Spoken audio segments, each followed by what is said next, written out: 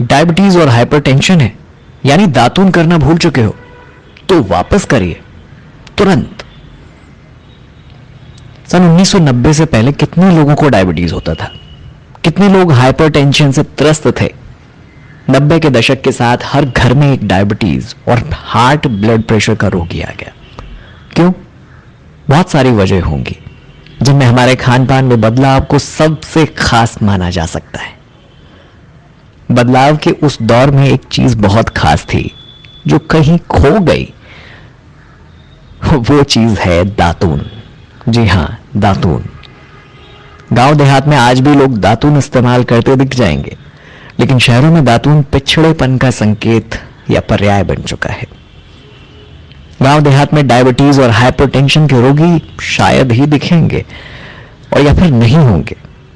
वजह साफ है, ज्यादातर लोग आज भी दातून करते हैं वहां।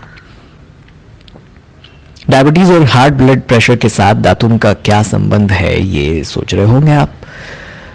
तो आज आपका दिमाग हिल जाएगा और फिर सोचिएगा हमने क्या खोया, क्या पाया।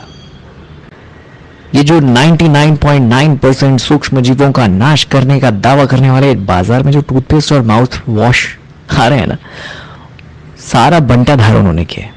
ये माउथ वॉश और टूथपेस्ट बहुत स्ट्रांग और एंटी माइक्रोबियल होते हैं और हमारे मुंह के 99% से ज्यादा सूक्ष्म जीवों को वाकई मार गिराते हैं। इनकी मारक क्षमता इतनी जबरदस्त होती है कि ये मुंह के उन बैक्टीरियाज का खात्मा कर देते हैं जो हमारी लार में होते हैं, और ये वही बैक्टीरिया हैं जो हमारे शरीर के नाइट्रेट NO3 को, NO2 को और बाद में नाइट्रिक ऑक्साइड में बदलने में मदद करते हैं। जैसे ही हमारे शरीर में नाइट्रिक ऑक्साइड की कमी होती है, ब्लड प्रेशर बढ़ता है। ये दुनिया भर की रिसर्च स्टडीज बताती हैं कि नाइट्रिक ऑक्साइड का कम होना ब्लड प्रेशर को बढ़ाने के लिए जिम्मेदार है। जर्नल ऑफ क्लिनिकल हाइपरटेंस 2004 में नाइट्रिक ऑक्साइड इन हाइपरटेंशन टाइटल के साथ छपे हुए एक रिव्यू आर्टिकल में सारी जानकारी विस्तार से छापी गई थी। नाइट्रिक ऑक्साइड की यही कमी इंसुलिन रेसिस्टेंट के लिए जिम्मेदार है। शायद आपको खेल समझ आया। नाइट्रिक ऑक्साइड कैसे बढ़ेगा जब इसे बनाने वाले बैक्टीरिया ही काम खत्म हो चुके हैं। ब्रिटिश डेंटल जर्नल में 2018 में बाकायदा एक स्टडी छपी थी जिसका टाइटल माउथ वॉश यूज और रिस्क ऑफ डायबिटीज था। इस स्टडी में बाकायदा 3 साल तक उन लोगों पर अध्ययन किया गया जो दिन में कम से कम 2 बार माउथ वॉश किया करते थे, और पाया गया कि 50% से ज्यादा लोगों को प्री डायबिटिक या डायबिटीज की कंडीशनिंग होने लगी। अब बताओ करना क्या है? कितना माउथ वॉश यूज करेंगे, कितने टूथपेस्ट लाएंगे, सूक्ष्म जीवों को मार गिराने वाले। ये जहर हैं। दांतों की फिक्र करने के चक्कर में आपके पूरे शरीर की बैंड बज रही है। गांव देहातों में तो दातुन का भरपूर इस्तेमाल हो रहा है, और ये दातुन मुंह की दुर्गंध भी दूर कर देते हैं और सारे बैक्टीरिया का खात्मा भी कर देते हैं। अब आप सोचेंगे टूथपेस्ट और माउथ वॉश को लेकर इतनी पंचायत कर ली तो दातुन के प्रभाव को लेकर किसी क्लिनिकल स्टडी की बात क्यों नहीं की गई?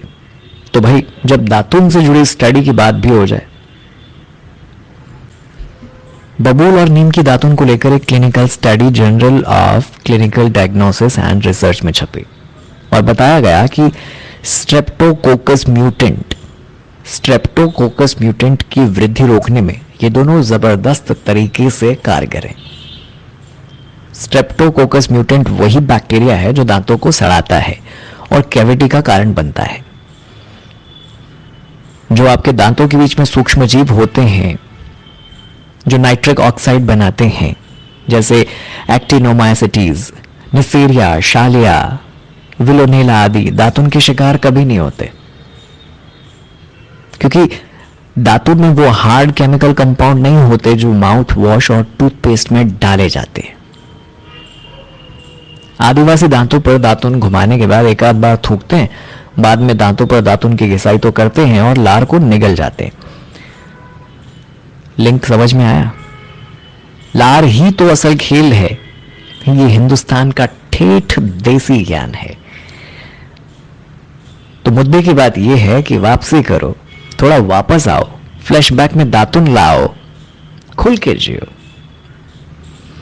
बासी पानी जे पिए ते नित हर्रा जाए, ते नित हर्रा खाए।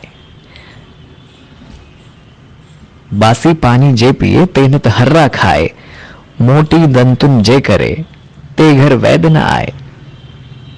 सर्वे भवन्तु सुखिनः, सर्वे सन्तु निरामयाः।